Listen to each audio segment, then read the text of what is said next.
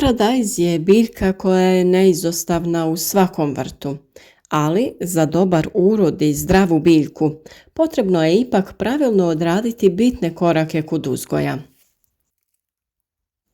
Kada smo se potrudili da uzgojimo zdrave presadnice, sasvim je logično da se pravilno presade u zemlju i njeguju, te sa nestrpljenjem čeka obilje plodova koje ova biljka može da iznese. Vjerovatno ste čuli kako je duboko sađenje paradajza apsolutno neophodno. Možda vam je čudno kada vidite da neko zatrpava rasad paradajza doslovno do listova, ali to je stvarno obavezno ako želite bolji prinos paradajza. Paradajz nije teško uzgojiti, mada je u današnje vrijeme postao izazov biljke u vrtu održati zdravima cijelu sezonu. Kako bi pratili naše savjete o uzgoju i zaštiti ove i drugih biljaka, zapratite kanal i budite u toku sa radovima. Najbolji rezultati u proizvodnji postižu se tamo gdje se paradajz gaji na dubokim, rastresitim, dreniranim, to jest vodopropustljivim toplim zemljištima, blago okrenutim jugu, dobre strukture i bogatim u hranjivima, koja se nalaze u lako pristupačnom obliku. Upravo zato najbitnija je pravilna priprema zemljišta. Naime, paradajz je jednogodišnja biljka i gaji se u plastenicima, staklenicima i na otvorenom polju, što je i najčešće na malom posjedu ili okućnici. Dijeli se na rane, srednje rane i kasne sorte, te na niske, srednje visoke i visoke. On ima dobro razvijen vretenast korijen sa puno bočnih žila, a glavni korijen prodire u dubinu do 1,5 metar. Ipak, najveća masa korijenovog sistema razvija se do dubine od 40 do 50 cm, što zavisi od kvaliteta zemljišta i njegove pripreme. Biljka stvara i adventivno korijenje koje ga dodatno hrani, obezbjeđuje vodom i pričvršćuje za zemljište. Stablo je zeljasto razgranato, a njegova visina se kreće od pola do čak 3 metra, što zavisi od selekcije i načina uzgoja. Paradajz je toploljubiva biljka, traži dosta svjetlosti, a svrstava se u usjeve sa srednjim zahtjevima za vodom. Kritično razdoblje za vlagu je vrijeme cvjetanja i zametanja plodova, što traje 1 do 2 mjeseca. Za normalan rast i razvoj traži umjerenu vlažnost zemljišta i zraka. U plodoredu paradajz za prethodnu kulturu zahtjeva salatu, špinat, mladi luk, rotkvicu i sl., a nikada ga ne treba uzgajati iza biljaka poput paprike, patliđana ili krompira. Kao što u ovim kadrovima vidite, u ovom videu donosimo vam način na koji možete da posadite paradajz koji će biti otporan na bolesti, a koji će opet ostvariti najbolji prinos. Mnogima ovo vjerovatno izgleda jako čudno, ali postoji dobar razlog za ovakav način sadnje biljaka paradajza. Paradajz mora da se sadi duboko, jer kada je riječ o njemu, sve je u korijenu. Naime, biljka paradajza pušta korijenje gdje god mu je stabljika zakopana. Čim stabljika paradajza dodirne zemlju, ona će pustiti bijelo sitno korijenje. Paradajz preko tog korijenja, kao i svaka biljka, uzima iz zemlje ono neophodno za rast i razvoj. Što dublje zakopate sadnicu paradajza, ona će razviti veći i jači korijen. Što više korijena ima, paradajz će moći da apsorbira više hranjivih materija i naravno vode. Dodatni korijenov sustav će pomoći biljci da ostane uspravna pod pritiskom vjetra i tereta plodova. Ako rano posadite paradajz duboko u zemlju, on će ostati netaknut jer će ga zemlja zaštititi od hladnog vremena i proljetnog mraza. Sada se nameće pitanje koliko duboko treba saditi sadnicu paradajza. Naime, čak 2/3 biljke paradajza bilo bi preporučljivo staviti u zemlju, kako biste u potpunosti omogućili biljci da razvije jak korijen. Prvo je potrebno izmjeriti biljku kako biste bili sigurni da ćete napraviti rupu dovoljno veliku prije sadnje. Vjerovatno će biti dublja nego što mislite. Najbolje vrijeme za sadnju sadnice paradajza je kada ona naraste na oko 15 do 30 cm. Zbog vremenskih uslova sadnja se nekada malo i odgodi, ali to ne znači da paradajz koji je duži nije kvalitetan. Dapače, taj paradajz možete još dublje ukopati i on će biti još jači i još otporniji. A razmak između biljaka na koji sadimo paradajz je između 40 do 50 cm.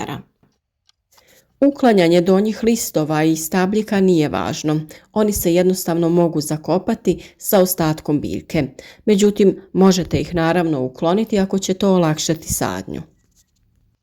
Kao što sam rekla, kod same sadnje paradajza jako je bitna kvalitetna priprema tla kako bi se biljka što bolje razvijala i kako bi se ovakva duboka sadnja što lakše odradila. Uvjerite se da tlo nije tvrdo ili zbijeno.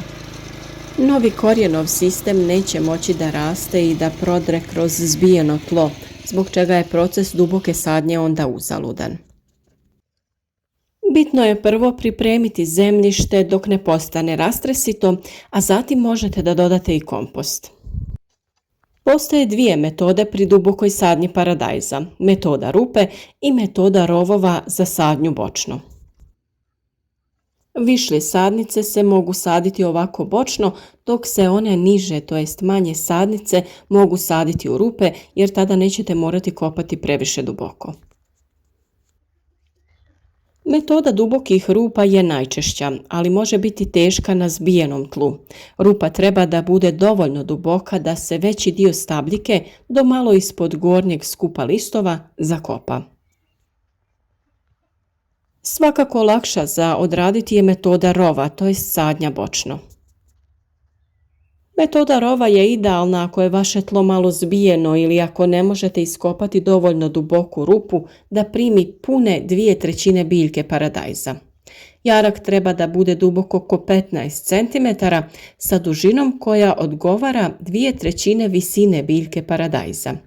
Položite biljku paradajza na stranu pa pod blagim uglom tako da su gornji listovi izloženi ispunite zemlju oko stabljike.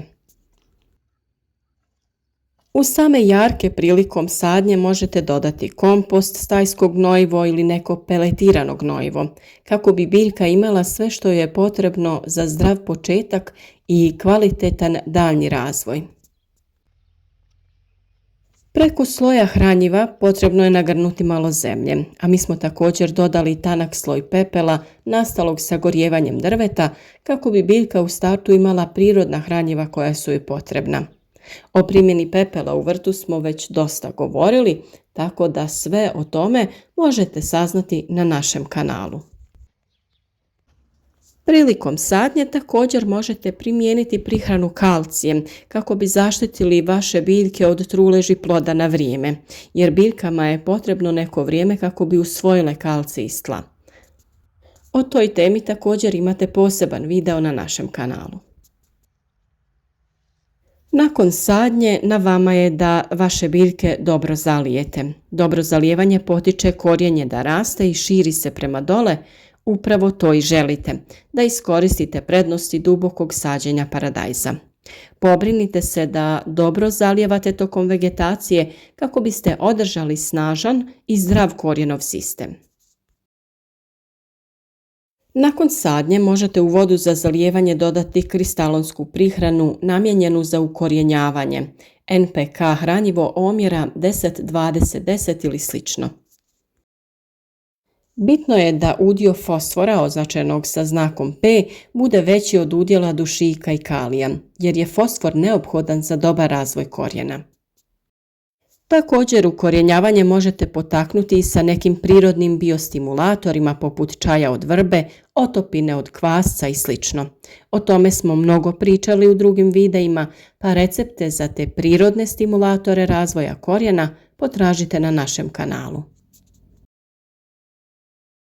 Biljke koje su posađene polegnute s vremenom će da se isprave rastući prema suncu, ali nosači poput nekih štapova ili drški pomoći će paradajzu da raste uspravno.